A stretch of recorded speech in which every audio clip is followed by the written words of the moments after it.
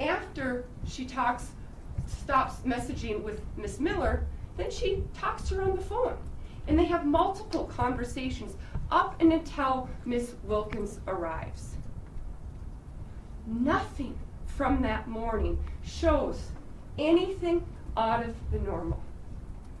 It was like any other day because there was nothing planned, prepared, or processed.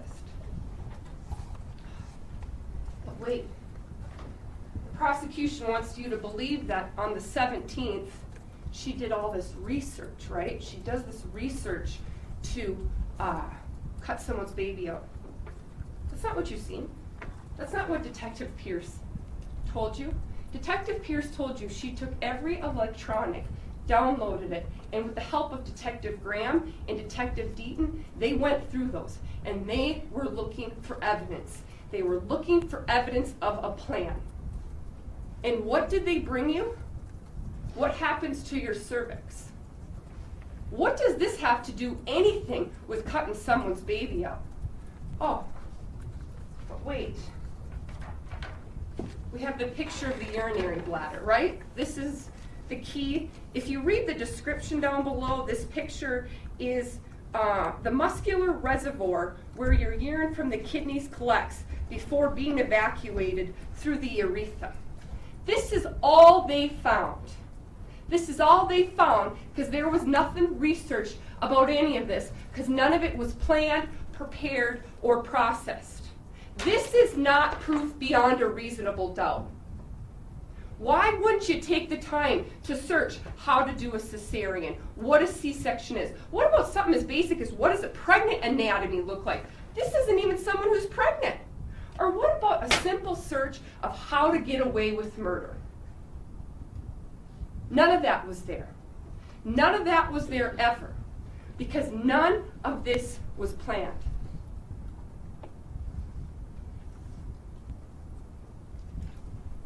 We know that Miss Wilkins arrives at 11:51. And after Miss Wilkins arrives, she comes into the home and Miss Lane escorts her up to her bedroom. And they're in their bedroom for quite some time because there's maternity clothes there. There's a bag that Miss Lane has ready and puts maternity clothes in there. If your whole intent for that day is to cut this woman's baby out, you're going to kill her, why wouldn't you do that immediately? She's running out of time. Who cares about the maternity clothes? The maternity clothes have nothing to do with this. You're killing this woman to take her baby. But she doesn't do anything there because there was no plan, and this wasn't her intent. They move into the kitchen, and they're in the kitchen for over an hour. Why didn't she take a knife there and stab her? Why didn't she take a pot and hit her over the head there? Be way easier to clean up in the kitchen. Miss Wilkins is at an all-time vulnerability. At that point, she's playing with the bunny. And what do? They talk about Miss Wilkins being pregnant. Miss Lane talks about her kids. They talk about going to thrift stores and what they like to do in their pastime. Those are the types of things they're talking about because there was no plan. There was no intent that day.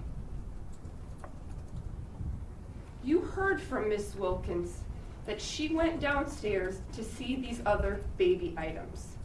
That it wasn't getting lured down. Miss Lane didn't follow her down. Miss Lane didn't push her down the stairs. Miss Lane didn't attack her then at all. That would have been a really good time. If that's your plan, you're running out of time. This is their theory. Your whole plan is to cut this baby out. But yet you don't attack her on the stairs. No. They go into the laundry room and look at baby stuff. And she sees it and decides she doesn't want it. Does she attack her then? No. Miss Wilkins says, thanks, I don't need any of this, I'm going to head out. And as she's walking up the stairs is when she first gets slapped. Now, Miss Lane doesn't grab her by the hair, pull her down. Miss Lane doesn't shove her forward. Miss Lane has nothing in her hands to hit her with, no weapon of being prepared. No, what does she do? Hits her. like that.